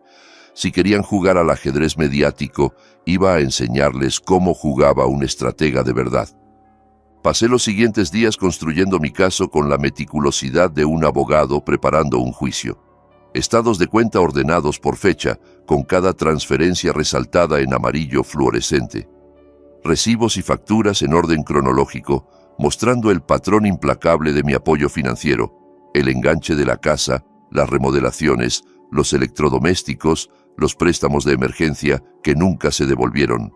Capturas de pantalla de sus redes sociales, impresas en color, mostrando las joyas de Isabela, sus bolsos de diseñador, las vacaciones en playas exclusivas, todo fechado y contextualizado para coincidir con los momentos en que yo estaba recortando mi presupuesto de comida para cubrir sus caprichos. Preparé 12 copias de todo, una para cada invitado a la cena de Navidad según el evento de Facebook que Isabela había publicado con su entusiasmo habitual. La cena donde yo no era bienvenido, pero de la que tenía la lista completa de asistentes gracias a su incapacidad de mantener nada privado.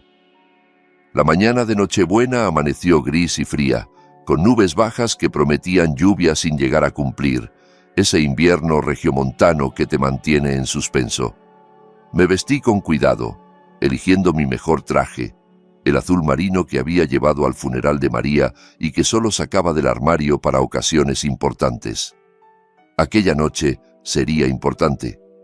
Aquella noche me despediría del hombre que había sido un felpudo durante 5 años, del padre que confundió el amor con la sumisión, del viudo que buscaba familia en gente que solo quería su dinero.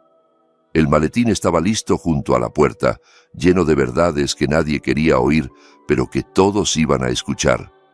A las 6:30 de la tarde metí todo en la camioneta y conduje hacia la colonia privada de Lomas del Río, donde la casa de Miguel brillaba con luces navideñas importadas y coches de lujo llenaban la entrada como un escaparate de éxito ajeno. A través de las ventanas del comedor pude ver siluetas moviéndose, Isabela en su elemento, jugando a la anfitriona perfecta en la casa que mis sacrificios habían hecho posible. Aparqué en la calle, bajo un árbol cuyas ramas desnudas proyectaban sombras sobre el capó, y miré el reloj del tablero. 6:45, hora perfecta.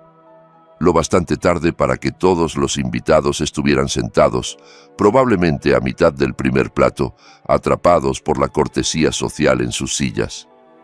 Lo bastante temprano para que nadie pudiera escapar con la excusa de tener que irse, para que tuvieran toda la velada por delante sabiendo lo que ahora sabían. La puerta principal no tenía seguro, por supuesto. Isabela siempre presumía de que su colonia era tan exclusiva, tan vigilada, que no necesitaban preocuparse por cerrojos como la gente de barrios peligrosos. Otra de sus pequeñas crueldades cotidianas, otra forma de recordarme que yo venía de un mundo que ella consideraba inferior. Giré el pomo y la puerta se abrió sin resistencia, como si la casa misma me estuviera invitando a entrar. El aire caliente me golpeó primero, cargado de aromas de comida cara y perfumes de diseñador. Luego llegaron las voces, ese murmullo elegante de conversación de sobremesa, risas educadas, el tintineo de copas de cristal. Caminé por el pasillo que conocía tan bien, pasando junto a las fotos donde mi cara había ido desapareciendo progresivamente, junto al armario de abrigos que costaban más que mi coche, hacia el comedor donde toda la familia perfecta estaba reunida, celebrando sin mí. Y entonces le dije, en mi familia no hacemos las cosas así. Iba contando Cecilia cuando entré, su voz de miel venenoso resonando sobre las risas de los demás. En nuestra familia tenemos estándares, tradiciones que mantenemos sin importar. Dejó de hablar cuando me vio aparecer en el umbral del comedor. 12 caras se volvieron hacia mí al unísono, algunas sorprendidas, otras directamente horrorizadas, ninguna feliz de verme. Isabela se quedó congelada con la copa de vino a medio camino de los labios, el color drenándose de su rostro maquillado. Miguel palideció tanto que pensé que iba a desmayarse sobre su plato de pavo. Carlos y Cecilia me miraban como si acabaran de ver a un fantasma particularmente inoportuno, alguien que debería haber tenido la decencia de quedarse muerto y enterrado. Buenas noches a todos, dije con una calma que no sentía, pero que proyecté con toda la convicción de mis 62 años de experiencia. Espero que no les moleste que me una a su celebración de Navidad. Después de todo, he contribuido bastante a hacerla posible. Isabela fue la primera en encontrar su voz, aunque salió estrangulada, irreconocible. Daniel, esto es completamente inapropiado. No fuiste invitado. Tienes que irte ahora mismo antes de que causemos una escena. En realidad, respondí, colocando el maletín sobre la consola de mármol que había pagado junto con todo lo demás. Creo que sus invitados Merecen saber la verdad sobre quién ha financiado esta cena, esta casa y el estilo de vida que ustedes presumen como propio. Una mujer que no reconocí, probablemente una de las amigas de Cecilia de las comidas benéficas, se inclinó hacia adelante con expresión curiosa, mezclada con el morbo de quien presiente un espectáculo. ¿De qué está hablando? ¿Quién es este señor? Daniel está... Isabela buscaba palabras, las manos temblando sobre el mantel. Daniel está teniendo algún tipo de episodio. No está bien. Miguel, por favor, llama a alguien. Llama a seguridad. Llama a la policía. Llama a quien sea. Pero yo ya estaba dando la vuelta a la mesa, dejando un paquete de documentos frente a cada invitado, como un camarero sirviendo el plato principal de una cena que nadie había ordenado. Aquí tienen los registros bancarios de los últimos 5 años. Expliqué con tono casi conversador, el mismo tono que usaría para explicar el menú del día. 60 transferencias mensuales de $2.800, sumando más de 168.000 solo en pagos de hipoteca. Sin contar el enganche inicial de 47.000, la remodelación de la cocina de 18.000, el mobiliario, los electrodomésticos, los préstamos que nunca se devolvieron. Todo lo que ven a su alrededor, señalé con un gesto amplio las cortinas de seda, los candelabros de cristal, la mesa de madera noble, tiene mi nombre en la factura original. La sala se sumió en un silencio incómodo, roto solo por el ruido de hojas pasando. 12 personas empezaron a revisar los documentos con expresiones que iban de la curiosidad al asombro al horror, siguiendo las fechas, las cantidades, las pruebas irrefutables de mi generosidad y de la voracidad de sus anfitriones. Esto es, empezó un hombre canoso con suéter caro, mirando un extracto bancario donde mi nombre aparecía junto a cifras de 5 dígitos. Escandaloso, terminó la mujer frente a él, la de las perlas. Isabela, ¿por qué nunca mencionaste nada de esto? ¿Por qué dejaste que pensáramos que ustedes... El control perfecto de Isabela se resquebrajaba visiblemente, grietas apareciendo en la máscara de anfitriona sofisticada que había construido con tanto cuidado. Es más complicado de lo que parece, balbuceó, las manos moviéndose sin dirección. Daniel quiso ayudarnos, insistió en ayudarnos. Nosotros nunca se lo pedimos explícitamente. Fue su decisión. En realidad, la interrumpí, sacando las copias del artículo del periódico. Ya que estamos aclarando cosas, hablemos también de esto. Fui colocando copias del recorte sobre la mesa, observando cómo las caras cambiaban al reconocer el titular. El mismo artículo que había circulado por toda la ciudad, la misma historia que había pintado a los Jiménez como víctimas indefensas y a mí como un monstruo senil. Vamos a hablar de manipulación mediática, continué. El señor Jiménez usó sus contactos bancarios para colocar esta historia en el periódico. Fíjense en cómo me describen: comportamiento errático, posible deterioro mental. Abandonó a ancianos en medio de una tormenta. Hizo 30 grados ese día. Aclaré para los que no habían seguido el clima. Sol radiante, ni una nube. La tormenta invernal existe solo en la imaginación de quien escribió esto. El señor del suéter caro levantó la vista del periódico con expresión turbada. Carlos, ¿qué significa esto? El artículo dice que los dejaron en condiciones peligrosas, pero si el clima era... Carlos se había puesto rojo, luego púrpura, un color alarmante que hacía preocuparse por su presión arterial. Este hombre está mintiendo, dijo, aunque su voz ya no tenía la autoridad de antes. Está claramente perturbado, como indica el artículo. Ha venido aquí a sabotear una reunión familiar porque no puede aceptar que lo excluyeran de la Navidad. Terminé por él. Exacto. Esa es la parte que falta en su artículo tan objetivo. Fui excluido de esta cena porque, según me explicó su hija por teléfono, mi presencia incomodaba a ustedes. Mi tipo de comida, mi falta de refinamiento, mi incapacidad de mantener conversaciones sobre Marbella y literatura francesa. No era lo bastante sofisticado para compartir la mesa que yo mismo había pagado. La señora de las perlas miró a Cecilia con una expresión que mezclaba incredulidad y algo parecido al asco.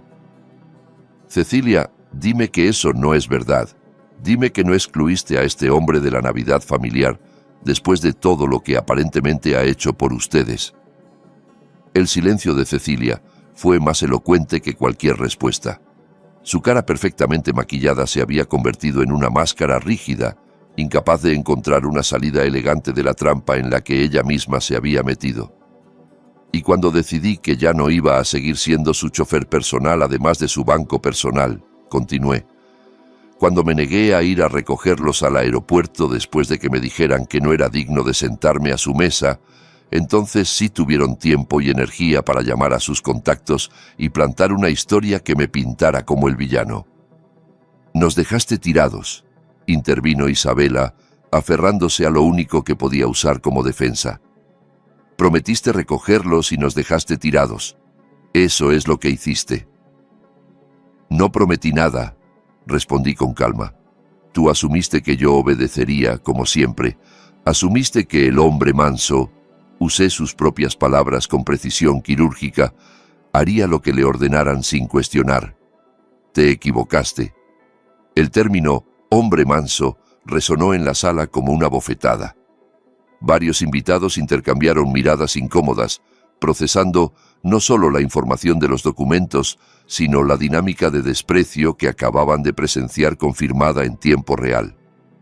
«Esto es inadmisible», dijo Carlos, levantándose de la silla con movimientos rígidos. «Venir aquí, a nuestra casa, a calumniar a nuestra familia frente a nuestros amigos».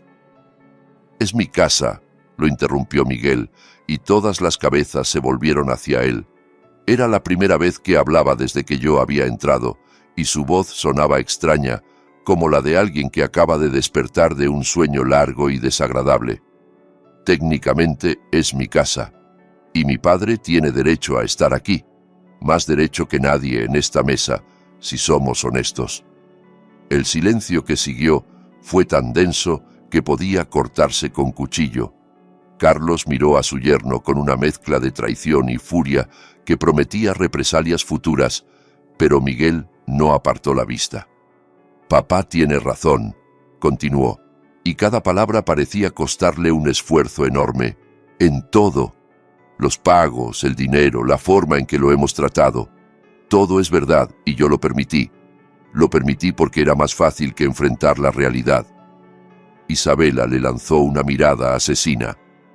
«Miguel, ¿no es el momento de...?» «¿No es el momento?» La voz de Miguel subió de tono por primera vez. «¿Cuándo es el momento entonces? ¿Después de que mi padre muera solo en su casa porque lo excluimos de todo? ¿Después de que publiquen otro artículo llamándolo loco? Mi padre ha mantenido esta familia a flote durante 5 años, mientras nosotros fingíamos que nos lo habíamos ganado solos, y nuestra forma de agradecerle fue prohibirle venir a cenar en Navidad». La tensión en la sala había llegado a un punto de ebullición. Algunos invitados parecían querer desaparecer bajo la mesa, otros observaban el drama con ese interés morboso que reservamos para los accidentes de tráfico. La señora de las perlas fue la primera en reaccionar. «Creo que deberíamos irnos», dijo, levantándose con dignidad. «Esto claramente es un asunto familiar que necesitan resolver en privado». «No», dije, levantando una mano. «Por favor, quédense. Esto es lo último que tengo que decir y luego me iré». Los invitados se quedaron en sus sitios, más por curiosidad que por otra cosa. Me dirigí a todos ellos, a esos desconocidos que ahora conocían mis secretos financieros y los de la familia que me había rechazado. «Vine aquí esta noche porque quería que supieran la verdad antes de volver a leer mi nombre en algún periódico», dije, «porque los Jiménez tienen conexiones y recursos que yo no tengo y seguramente encontrarán otras formas de atacar mi reputación. Pero ahora ustedes saben quién soy realmente. Ahora saben quién pagó esta casa, esta cena, este estilo de vida. Y ahora saben qué clase de personas son sus queridos amigos». Miré directamente a Carlos, que había vuelto a sentarse con expresión de piedra. La próxima vez que plante una historia sobre mí en el periódico, señor Jiménez, recuerde que hay 12 personas aquí que conocen la verdad. 12 personas que pueden compartir esa verdad con otros. Usted podrá tener contactos en la banca y en los medios, pero yo tengo algo más poderoso. Tengo razón. Cerré el maletín vacío y me alisé la corbata con calma. Disfruten el resto de su cena, añadí. Es la última que financiaré. Feliz Navidad. Me giré hacia la puerta, escuchando cómo la explosión empezaba a mi espalda. Voces alzadas, preguntas superpuestas, el ruido de una fachada social cuidadosamente construida desmoronándose en tiempo real. Oí a Cecilia intentando explicar, a Carlos amenazando con demandas, a Isabela llorando de rabia, a Miguel tratando de calmar a todos sin éxito. Fue la música navideña más hermosa que había escuchado en mi vida. Salí a la noche fría de diciembre y respiré profundo, llenando los pulmones de aire limpio después de horas en esa atmósfera viciada de mentiras y pretensiones. Las luces navideñas de las casas vecinas parpadeaban ajenas al drama que acababa de desarrollarse, familias normales celebrando fiestas normales donde nadie era excluido por no ser lo bastante refinado. Subí a mi camioneta y arranqué, dejando atrás el resplandor de la casa que había pagado pero que nunca había sido mía. Las semanas siguientes fueron extrañamente pacíficas. El artículo del periódico perdió fuerza cuando varios de los invitados a la cena empezaron a contar su propia versión de los hechos a sus círculos sociales. Monterrey es una ciudad grande pero con alma de pueblo. Los rumores viajan rápido y las verdades incómodas viajan más rápido todavía.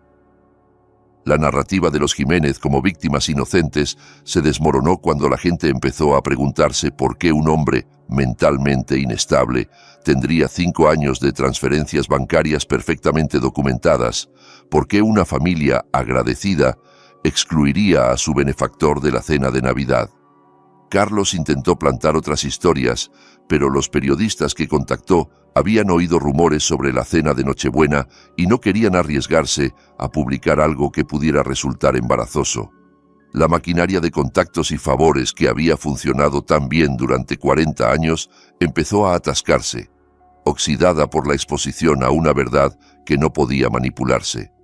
La carta de ejecución hipotecaria llegó un martes de marzo, por mensajería certificada. 3 meses de pagos atrasados, $8.400 de deuda acumulada, 14 días para regularizarse o enfrentar la pérdida de la propiedad. La leí con el mismo interés con el que lees sobre desastres naturales en países lejanos, información relevante, pero que ya no me afectaba personalmente. El teléfono había sonado docenas de veces en esas semanas, números que reconocía y bloqueaba sistemáticamente. Isabela había intentado varios acercamientos, desde mensajes de voz suplicantes hasta amenazas veladas, pasando por falsos intentos de reconciliación que transparentaban su verdadero objetivo a kilómetros de distancia. Carlos y Cecilia habían regresado a Ciudad de México, aparentemente incapaces de enfrentar la vergüenza social que su propia estrategia había generado. ¿Y Miguel? Miguel había tardado 97 días en tragarse el orgullo y aparecer en mi puerta. Llegó un jueves por la tarde, cuando el sol de primavera empezaba a calentar las calles de Lomas del Sur y los árboles mostraban los primeros brotes verdes después del invierno. Abrí la puerta y me encontré a un hombre que parecía haber envejecido una década en 3 meses. Ojeras profundas, el traje arrugado como si hubiera dormido con él. Ese olor particular de la desesperación que ninguna colonia cara puede disimular. Ya no era el hijo seguro de sí mismo que me había expulsado de su Navidad. Era alguien que había llegado al fondo y estaba tanteando el suelo con los pies, buscando algo sólido donde apoyarse. «Papá», dijo, y la palabra sonó diferente en su boca, más pequeña, más honesta. «Tenemos que hablar». Lo dejé pasar y observé cómo miraba mi casa con ojos nuevos, registrando los cambios que había hecho en los últimos meses. La cocina renovada con electrodomésticos que funcionaban, las paredes pintadas de colores que María habría aprobado, los muebles nuevos que por fin me había permitido comprar ahora que mi dinero era solo mío. «Bonito lugar», murmuró, tocando el respaldo del sofá nuevo, como si necesitara confirmar que era real. «Es lo que pasa cuando gastas tu dinero en ti mismo en vez de en gente que no lo aprecia», respondí sin crueldad, simplemente constatando un hecho. «¿Quieres café?», negó con la cabeza y se sentó en el borde del sofá, como si no se atreviera a acomodarse, como si sentarse completamente fuera a reclamar un derecho que ya no tenía. El silencio se extendió entre nosotros, pesado con 5 años de errores y meses de distancia, lleno de todas las conversaciones que deberíamos haber tenido y nunca tuvimos.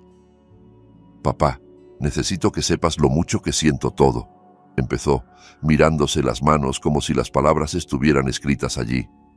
«Lo de la cena, lo del periódico, la manera en que Isabela te trató, la manera en que yo permití que te trataran. Todo, lo siento todo». «Continúa», dije sin darle el perdón fácil que estaba buscando, sin facilitar su camino hacia la redención. «Yo no sabía lo del periódico», continuó, levantando la vista para encontrar mis ojos. «Te lo juro por la memoria de mamá. Cuando me enteré de que Carlos había plantado esa historia, de las mentiras que había contado sobre ti, de cómo había manipulado todo para hacerte quedar como un loco». Se pasó las manos por el pelo con gesto desesperado. Me di cuenta de con qué clase de gente me había aliado, de a quién había elegido por encima de mi propio padre. La mención de María tensó algo en mi pecho, pero mantuve la expresión neutra. «¿Y qué decían de tu madre exactamente?». «Necesito saberlo todo». Miguel cerró los ojos un momento, como si las palabras le causaran dolor físico al pronunciarlas. «Que ella sabía cuál era su lugar mejor que tú, que entendía los límites, que tenía la humildad de no aspirar a cosas que estaban fuera de su alcance. Cecilia lo dijo una vez en la cena, pensando que yo no escuchaba. Y yo no dije nada. No la defendí. No te defendí a ti. No hice nada». «Tendrías que haberlo hecho», dije simplemente, sin rabia pero sin concesiones. «Lo sé. Dios mío, lo sé».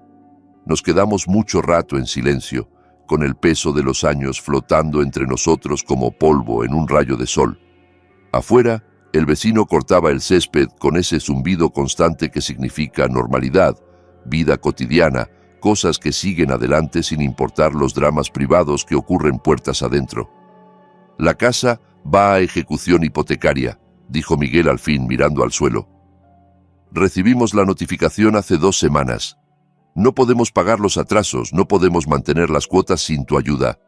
Isabela ha tenido que devolver la mitad de su ropa, hemos cancelado las tarjetas, vendido el coche nuevo, y aún así no alcanza». «Lo sé», respondí. «He visto las notificaciones legales». «¿Las has visto?».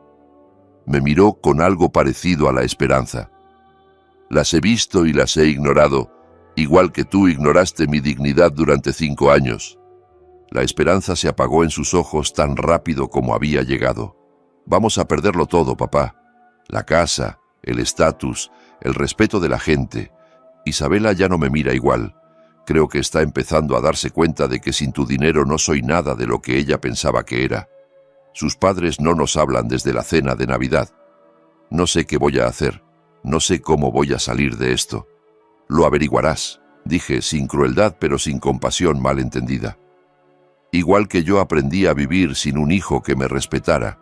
Igual que aprendí a pasar la Navidad solo mientras tú celebrabas con gente que me consideraba inferior. Igual que aprendí que el amor de un padre puede sobrevivir a casi cualquier cosa, pero el respeto propio es algo que nadie debería sacrificar, ni siquiera por su familia».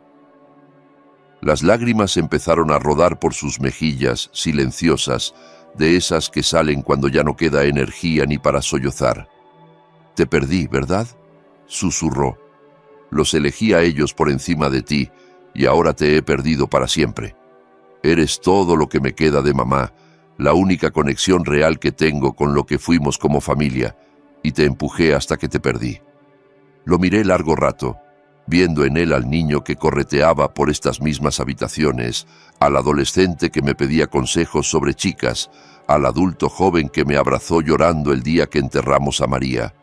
Aquel hijo seguía ahí en alguna parte, enterrado bajo capas de ambición equivocada y elecciones cobardes. Miguel, dije por fin, no me perdiste, me entregaste. Hay una diferencia importante. Perderse implica un accidente, algo que ocurre sin intención. Tú me entregaste deliberadamente.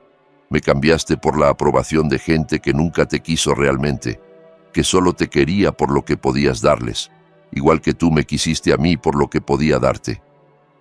Asintió despacio, aceptando el golpe sin intentar esquivarlo. ¿Hay alguna forma en la que puedas perdonarme? ¿Alguna posibilidad de que podamos reconstruir algo de lo que destruí? Te perdoné hace meses, respondí, y era verdad. El perdón había llegado en algún momento de enero, silencioso como la nieve, mientras ordenaba los papeles de mi vida nueva. Pero perdonar no significa volver a como estábamos. No significa fingir que esto no pasó, que no me humillaste frente a toda la ciudad, que no dejaste que tu esposa me llamara hombre manso mientras tú callabas. Perdonar significa que ya no cargo con ese peso, que no dejo que la rabia me defina, pero no significa que vaya a volver a ser tu cajero automático, tu red de seguridad financiera, el padre que acepta migajas de atención a cambio de cheques mensuales. Entonces, ¿qué significa?, preguntó con la voz de alguien que genuinamente quiere entender, que está dispuesto a aprender aunque la lección duela. Me levanté y fui hasta la repisa de la chimenea, donde la foto de María compartía ahora espacio con una imagen nueva. Yo con Rosa y su familia en la comida de Pascua, rodeado de primos y sobrinos que me querían sin condiciones, la primera fiesta que había pasado en años con gente que genuinamente deseaba mi presencia. Significa que, si quieres una relación conmigo, tendrás que construirla desde cero, respondí, mirando la foto mientras hablaba. Ladrillo a ladrillo, como yo construí mi negocio, como construí esta casa, como construí todo lo que tengo.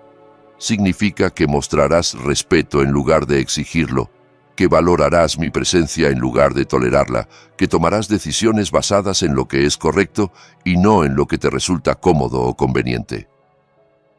Me giré para mirarlo directamente. Y significa que la próxima vez que alguien, tu esposa, tus suegros, quien sea, intente excluirme de una reunión familiar o hablar mal de tu madre o tratarme como si fuera menos que ellos, recordarás esta conversación. Recordarás quién estuvo a tu lado cuando no tenías nada y quién te abandonó cuando dejaste de ser útil. Recordarás quién se comportó como familia de verdad y quién solo actuaba el papel mientras le convenía. Asintió lentamente, y por primera vez desde que llegó, vi algo diferente en sus ojos, algo que se parecía a la comprensión real, no a la desesperación de quien busca una salida fácil. Quizá estaba empezando a entender que el respeto no viene incluido con el título de hijo, que se gana día a día con acciones y se pierde con una sola traición. ¿Y la casa?, preguntó después de un silencio largo, muy bajo, casi avergonzado de preguntar. La casa ya no es mi problema, respondí volviendo a sentarme. Eres un adulto, Miguel. Tienes 41 años, una educación universitaria, experiencia laboral. Resuélvelo como lo resuelve la gente adulta. Busca un trabajo que pague lo suficiente para tus gastos. Vende la casa y compra algo que puedas permitirte. Deja de vivir por encima de tus posibilidades, esperando que otros financien el déficit. Aprende a vivir con lo que ganas, no con lo que deseas. Se incorporó lentamente del sofá, y por primera vez desde que llegó, lo vi con la espalda recta, los hombros hacia atrás, algo parecido a la dignidad regresando a su postura. Tienes razón, admitió. En todo, sobre la casa, sobre Isabela, sobre mí. Tienes razón, y me ha costado perder todo para darme cuenta. Mejor tarde que nunca, dije, permitiéndome una pequeña sonrisa, aunque nunca es tarde para empezar de nuevo. Caminó hacia la puerta y se detuvo antes de salir, con la mano en el marco, mirándome con una expresión que no le había visto desde que era adolescente, y vino a confesarme que había rayado el coche. «Papá, por lo que valga, el día de la cena de Navidad, cuando te vi entrar con ese maletín y plantarte frente a todos ellos, exponiendo la verdad sin miedo, sin pedir perdón por existir», hizo una pausa buscando las palabras. «Estaba furioso, estaba avergonzado, quería que te tragaras la tierra. Pero también, en algún lugar muy adentro que no quería reconocer, estaba orgulloso de ti. Orgulloso de que mi padre tuviera esas agallas, esa integridad. Lamenté no haber heredado nada de eso». «Todavía puedes», respondí. «La integridad no es algo con lo que se nace. Es algo que se elige cada día. Elige bien mañana, y pasado, y todos los días que vengan después». Asintió una última vez y se fue, cerrando la puerta con suavidad detrás de él. Me quedé un momento en el silencio de mi casa renovada, escuchando el ruido de su coche alejándose, pensando en todo lo que habíamos dicho y en todo lo que quedaba por decir. No sabía si volvería, si realmente era capaz de cambiar o si solo estaba diciendo lo que creía que yo quería oír. Pero por primera vez en 5 años, esa incertidumbre no me pesaba. Había hecho mi parte, el resto dependía de él. Fui a la cocina y me serví un vaso del buen whisky, ese que ya no necesitaba reservar para ocasiones especiales, porque cada día de mi libertad era una ocasión especial. Salí al porche trasero, donde la primavera estaba llegando a Monterrey, con su promesa de flores nuevas y aire templado. En 4 meses cumpliría 63 años. María llevaba 8 años bajo tierra, 8 años de un duelo que había confundido con una excusa para abandonarme. Había desperdiciado 5 de esos años siendo un mártir para gente que no valoraba el sacrificio, construyendo una jaula dorada para otros, mientras yo me quedaba afuera mirando por los barrotes. No pensaba malgastar ni un día más. El teléfono vibró con un mensaje de Rosa. «Comida el domingo en casa. Los niños quieren enseñarte sus proyectos del colegio y preguntarle al tío Daniel cómo se construye una casa. No aceptamos excusas». Sonreí y respondí inmediatamente. «No me lo pierdo por nada del mundo. Llevo postre». Guardé el teléfono y me quedé mirando el atardecer, los colores pintando el cielo sobre los techos de Lomas del Sur, sobre una ciudad que seguía su ritmo sin preocuparse por los dramas de familias rotas y reconciliaciones inciertas. Había descubierto algo importante en estos meses. La familia de verdad no es la que te toca por sangre ni la que te impone el matrimonio de un hijo.